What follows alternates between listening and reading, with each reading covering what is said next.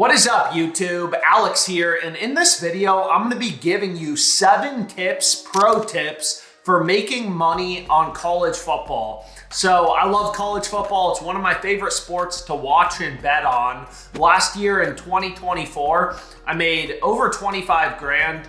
Not as high as I hoped, but regardless, I had a pretty good year betting on college football. And this year, I'm going to go even harder. I'm going to be in crackhead mode all season long, giving out plays on Twitter, Twitch, all these different platforms. I do live streams every single day and share my bets. But the point of this video is to just run through 7 pro tips, 7 things I've learned in the 7+ years I've been sports betting, and hopefully you find them valuable.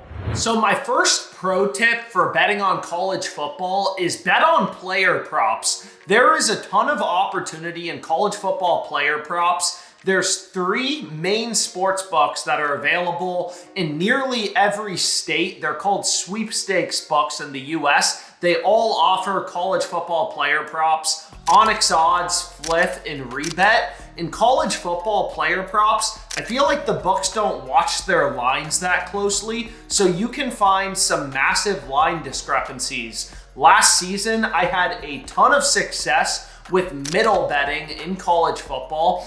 I've done, full-length tutorial videos on middle betting, so I'm not going to spend a ton of time on this, but you can see FanDuel and Flip, 2 books that I use, were super out of sync on DJ, the FSU quarterback. He had a very underwhelming season last year, but regardless, they were super out of sync on his passing yards line.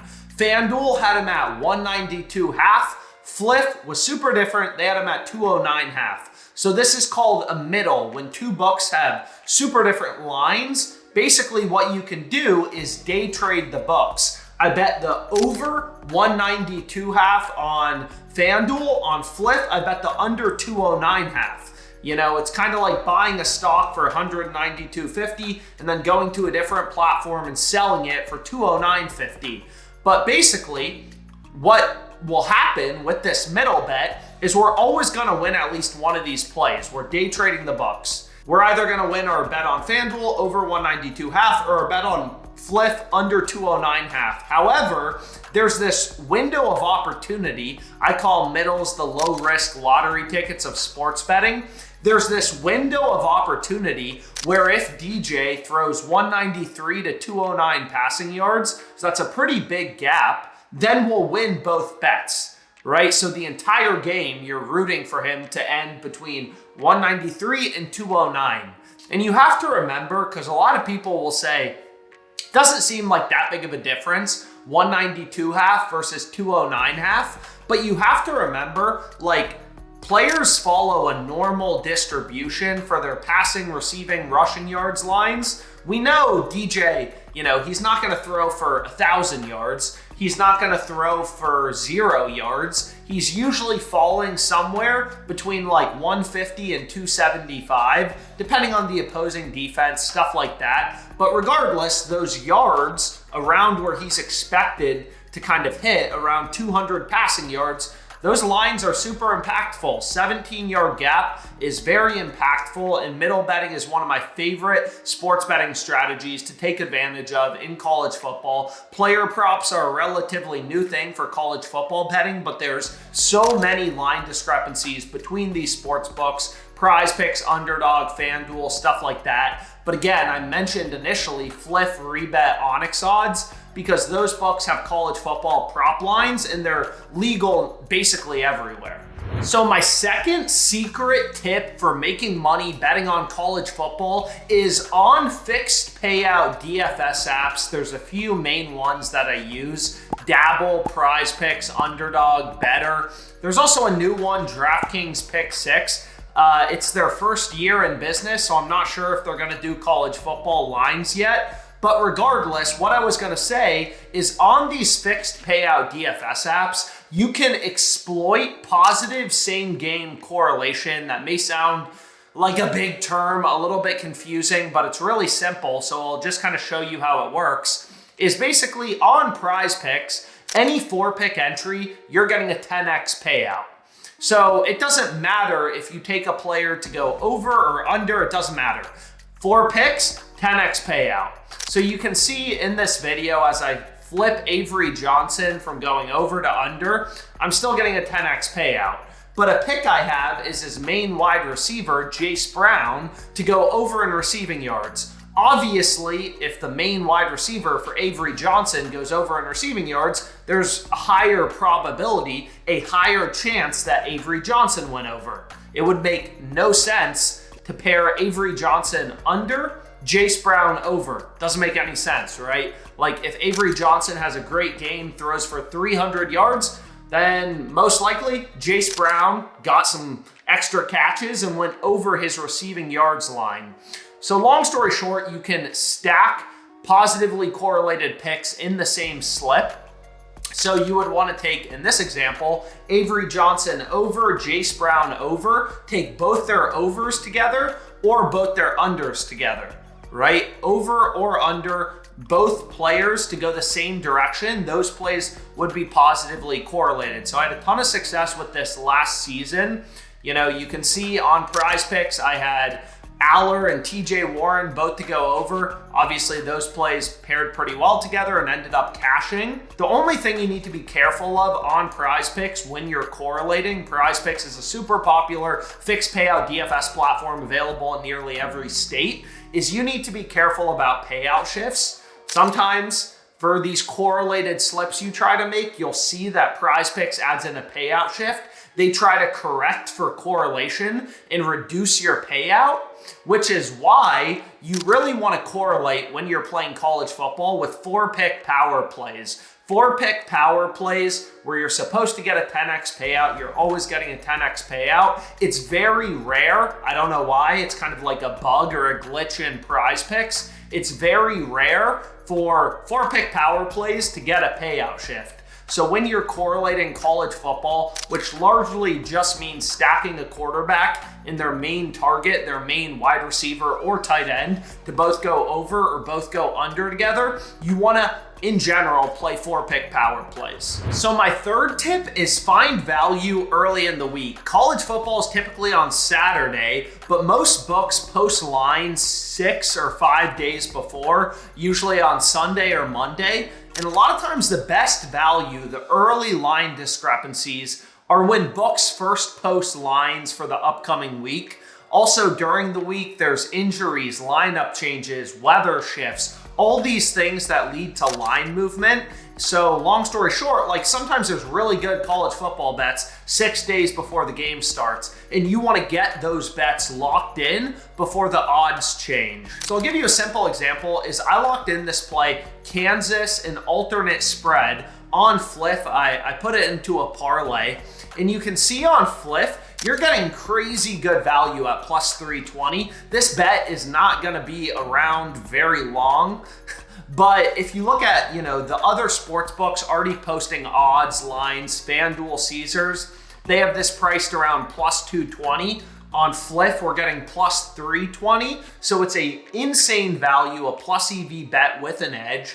So oftentimes the best arbitrage EV middle bets I find are early in the week. You got to be betting early if you want to make money on college football. Check on Monday night, Sunday night, stuff like that. So here as an example, you can see the Odds Jam plus EV tool, which basically it's really simple to use. You just put in all of the sports books that you use, Fliff, whatever, FanDuel. All it's gonna do is scan the books and point out big value. It's gonna point out line discrepancies, not complicated. So for example, this is a play I just locked in, insanely good early value. It's currently Sunday, August 17th. This game is still 6 days away. And if you pull up a line movement chart on Odds Jam, you'll see that most of these books posted, you can kind of see right here, if I just zoom in a bit, most of these books posted lines. FanDuel only added lines for this game 1 day ago. And what you'll notice is we have this huge early line discrepancy, plus 380 on Fliff. No other book, FanDuel and Caesars, two multi-billion-dollar companies, have this priced around plus 280. So for example, on FanDuel, their market, they have 115 cents of juice is plus 285. On Hawaii, minus 13.5. Minus 400 on Stanford, plus 13.5. So they have a 115 cent spread in their market. That's kind of like a stockbroker charging, hey, I'll buy this stock at 285. I'll sell it at 400. These books are market makers. They make their money by charging a spread around fair value, which is called the VIG, right? So basically what a no-VIG calculator does is it takes a sportsbook's market, removes the juice, removes the VIG. In other words, devigs the market to show you the fair line, the true odds. And in this case, according to FanDuel's model, they just posted their odds. Hawaii minus 13.5 has a fair price of plus 308.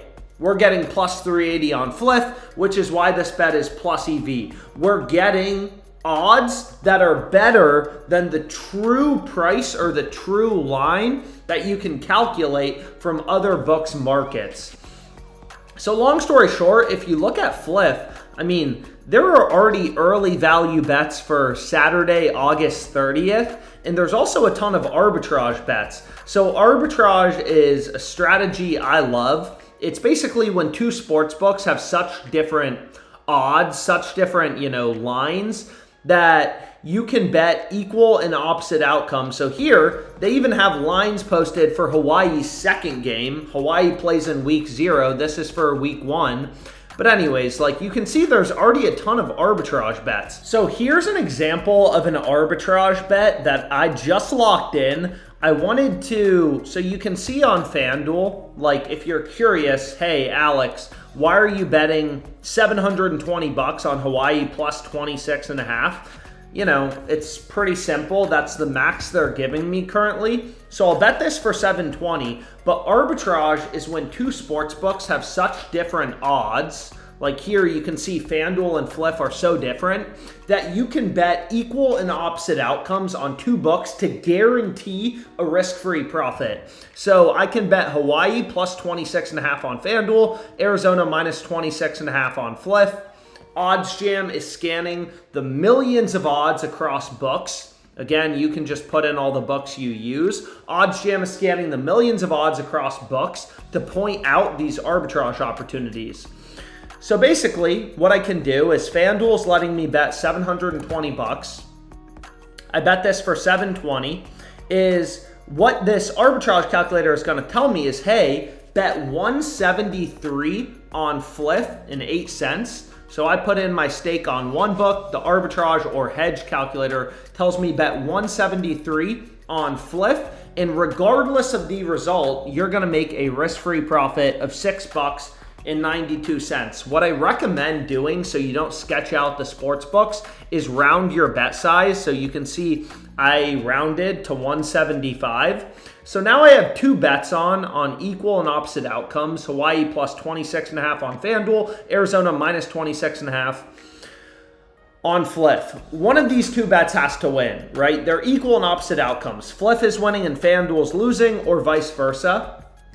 So we can basically just go through the math really quickly. If Arizona wins by 27 plus points on Fliff, you can see the formula here, right? I bet $175 at, plus 420. So if Arizona wins by 27 or more on Fliff, I make $735. On FanDuel, I lose $720. I go up $15 in profit. Otherwise, if, if Arizona loses or they win by 26 points, 5 points, anything other than winning by 27 plus, I lose 175 on Fliff. On FanDuel, I win 720 divided by 4, right? I bet at minus 140 odds, which is $180, which you can see right here to win. And my profit's going to be $5. So regardless of what happens, I'm making a guaranteed profit. That's arbitrage betting. And again, the only reason it's not going to be 692 like the calculator says is because I'm rounding my bet sizes, right? I'm rounding my bet sizes. I didn't bet 173.08 on Fliff. If I did follow the calculator to a T, I would make 692 regardless, but I rounded my bet size by $2 to 175. So I've already gone through 3 pro tips for betting on college football, how to maximize your profits. Number 1, focus on these books that have college football player props. There's tons of middles, tons of line discrepancies. College football player props are a relatively new thing, and there's a ton of opportunity. Number 2, correlation on prize picks. Number 3, bet early in the week because there's oftentimes really good value. But I have 4 more tips for you. And the first one is probably pretty obvious, but take advantage of the low-hanging fruit. And by that I mean sportsbook promos and discounts. All of these books are competing for customers. They want customers visiting their sportsbook every single day. So these books are on promos as loss leaders. A lot of them are free money. Like you can see right here on Prize Picks, they already have a free square on Avery Johnson. It's literally a free win. Avery Johnson to get 1 passing yard, not even like 49. Like this is 1. This is a guaranteed win. So every single day, the first thing I do right when I start gambling is I check every sports book. I check every single one for the no-brainer promos. That's the easiest money you're gonna make. So my 4th tip is I've literally gone through the math, is on average, sportsbooks are giving out $50 in free value every single day through these promos. So take advantage of them. It's the low-hanging fruit. I know it's not sexy, but it's free money. So my 5th tip is focus on live betting during halftime and quarter breaks. So I went through arbitrage betting, a little bit about EV betting, middle betting earlier in the video. These sports books can barely set their lines pre-match. So live, while a game is going on, there's even bigger line discrepancies, even bigger arbitrage bets. So you'll see tons of odds jam customers, sharp professional sports bettors who are crushing sports books on live arbitrage, making risk-free profits. And typically, they're focusing their betting volume on games at stoppage. So by that, I mean quarter breaks, halftime, timeout breaks, stuff like that. I especially like to look for live arbitrage and live EV bets at halftime, as well as quarter breaks. Because again, like when a possession is going on and players are throwing the ball, driving, the total is constantly moving around, so it's really hard to get plays locked in before the odds change, which is why I recommend focusing, at halftime. At halftime, there's huge line discrepancies, but you have more time to lock them in. So my final 2 tips are pretty obvious, but I think they're so important that you just have to be doing them. Number 6 is track your bets ruthlessly. I mean, when I started sports betting, I was only betting a couple dollars, $1 on every single play, but I ruthlessly tracked my bets, my ROI over a large sample size. And once I saw, hey, I have a positive ROI month after month, I started to ramp up my unit size with confidence, and that allowed me to obviously grow my bankroll faster. So track your bets. I use a verified bet tracker called Pickett Sports. It's super easy to use. You can sync your sports books. It reads in all your bets, it grades them, shows you your profit and loss, all that. The final tip is, especially when betting on football, there's so many games on one day, right? Like when you're betting on college football, nearly 95% of your betting volume is going to be on Saturday. There's some games on Monday, Friday, but for the most part, you're betting on Saturday. Don't bet emotionally, right? You're going to have some losing Saturdays if you're not using a hedged or risk-free strategy like arbitrage or middle betting. If you're using EV betting or something like that, you're going to have variance. So don't emotionally bet. If you get killed betting on the early games on a Saturday, don't bet even bigger to try to recoup your losses. You need to view your bets kind of like an investment portfolio. and look at them over a long-term horizon. So for example, in September, which was one of my best months ever sports betting, I made over $70,000. You'll see I still had days where I lost $5,000, $7,000. But again, I understand the math behind sports betting. I understand I'm gonna have some bad days, some bad weeks, and it's all about having a long-term focus, studying, learning new sharp betting strategies like arbitrage and middle betting. So don't bet emotionally, don't chase your losses. Regardless, I hope you enjoyed this video. I know it was kind of long, but thanks so much for your time. If you have other questions, comment them below. Let me know other video ideas as well. And let's have a great college football season. I'm going to be going crazy on Twitter, dropping tons of plays. So give me a follow on Twitter.